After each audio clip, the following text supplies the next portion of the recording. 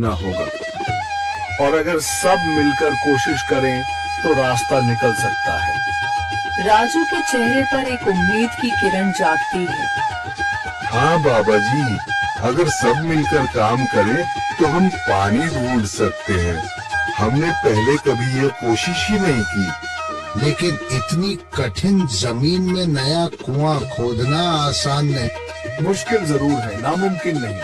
अगर हम मिलकर काम करें तो ये हो सकता है। राजू खड़ा हो जाता है। उसकी आंखों में एक नई रोशनी है। तो फिर हम कल से काम शुरू करेंगे। मैं गांव के सभी युवाओं को इकट्ठा करूंगा। हम मिलकर नया कुआं खोदेंगे। यह कहते हुए वह शामू के साथ गांव के दूसरे युवाओं को बुलाने के लिए निकल पड़ता है। कहीं दूर से गरज की हल्की सी आवाज आती है, जैसे आकाश ने उनकी उम्मीदों की गवाही दे दी हो।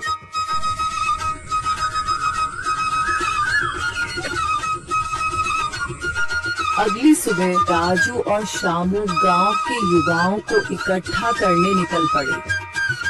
चौधरी महेश की हवेली के सामने एक भीड़ जमा है। बाबा जी, संदरी, गांव के कुछ बुजुर्ग और किसान सभी मौजूद हैं।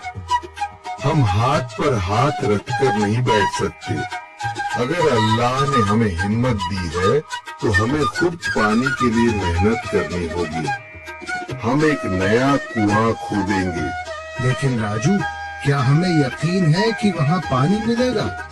बेटा, पानी जमीन के अंदर होता है, बस सही जगह खोदने की जरूरत है। हमने अपने बुजुर्गों से सुना था कि पुरानी नहर के पास जमीन नरम थी, शायद वही पानी हो।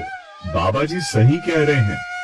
अगर तुम सब यह काम करने के लिए तैयार हो तो मैं अपने कुछ मजदूर भेज सकता हूँ। धन्यवाद चौधरी जी, लेकिन हम सब खुद भी मेहनत करेंगे। यह हमारे गांव के अस्तित्व की लड़ाई है। संदरी, जो अब तक चुप थी, आगे बढ़ती है। हम औरतें भी पीछे नहीं रहेंगी। हम पानी लाने की व्यवस्था करेंगी, खाना बनाएंगी, ताकि तुम सब आराम से काम कर सको। यही हिम्मत चाहिए थी संदर। पूरा गांव एक नई उम्मीद के साथ कुआं खोदने की तैयारी में जुट जाता है। दूसरी ओर कुआं खोदने का काम शुरू हो चुका है। राजू, शामू और दूसरे युवा बेलचे चलाने लगते हैं। मिट्टी बाहर निकाली जाने लगती है। तेज गर्मी के बावजूद सब पूरी हिम्मत के साथ जुटे हुए हैं। दोपहर की तेज धूप जमीन आग की तरह तप रही है। गांव के लोग लगातार कुआं खोदने में जुटे हैं। हाथ छिलने लगे हैं, माथे से पसीना बह रहा है, मगर किसी ने हार नहीं मानी। महिलाएं पानी और सत्तू लेकर आती हैं ताकि पुरुषों को कुछ राहत मिले। हमें और गहराई तक जाना होगा। अब तक सिर्फ सूखी मिट्टी और पत्थर ही निकल रहे हैं। राजू, यह बहुत कठिन काम है। अगर हमें पानी न मिला। अल्लाह मेहनत करने वालों को कभी निराश नहीं करता बेटा। तुम सब अपनी कोशिश जारी रखो, पानी जरूर निकलेगा। हिम्मत मत हारो। अगर अब रुक गए तो फिर कभी पानी नहीं मिलेगा। सभी फिर से जोश में आकर काम में जुट जाते हैं, मगर सूरज की तपिश बढ़ती जा रही है और कई लोगों की सांसें तेज चलने लगती हैं। तभी एक तरफ से रामलाल और उसके आदमी हंसते हुए आते हैं। अरे भाई, तुम्हें लगता है कि जमीन तुम पर रहम करेगी? हाँ हाँ, ना समझ लोग, ये सब बेकार की मेहनत है। रामलाल, हमारा हौसला मत तोड़ो। अगर तुम मदद नहीं कर सकते तो कम से कम मजाक भी मत उड़ाओ। मदद? हाँ, मैं अपने कुएं का पानी बेच सकता हूँ, मगर मुफ्त में नहीं दूंगा। राजू सब अनसुना कर फिर काम में लग जाता है। शाम होने लगती है, लेकिन अभी तक पानी का नामो निशान नहीं। कुछ लोग मायूस होकर पीछे हटने लगते हैं। राजू, शायद रामलाल सही कह रहा है। यह सब बेकार है। नहीं शामू, हमें हार नहीं माननी।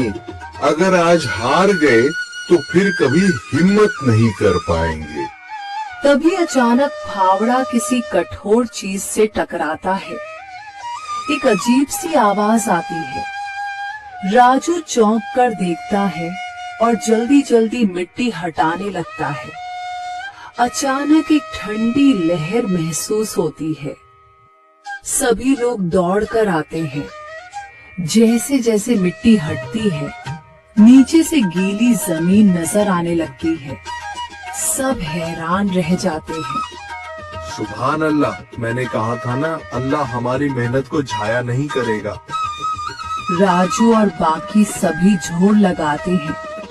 कुछ ही पलों बाद अचानक मिट्टी के नीचे से पानी की एक छोटी सी धारा फूट पड़ती है। गांव वाले खुशी से चिल्ला उठते हैं। पानी पानी निकल आया। यह अल्लाह की कुदरत है रामलाल, जिस पर तुम्हें यकीन नहीं था। पूरा गांव आनंद से झूम उठता है। लोग एक दूसरे को बधाइयां देते हैं। औरतें दुआ करने लगती हैं। कुछ दिन बीत चुके हैं।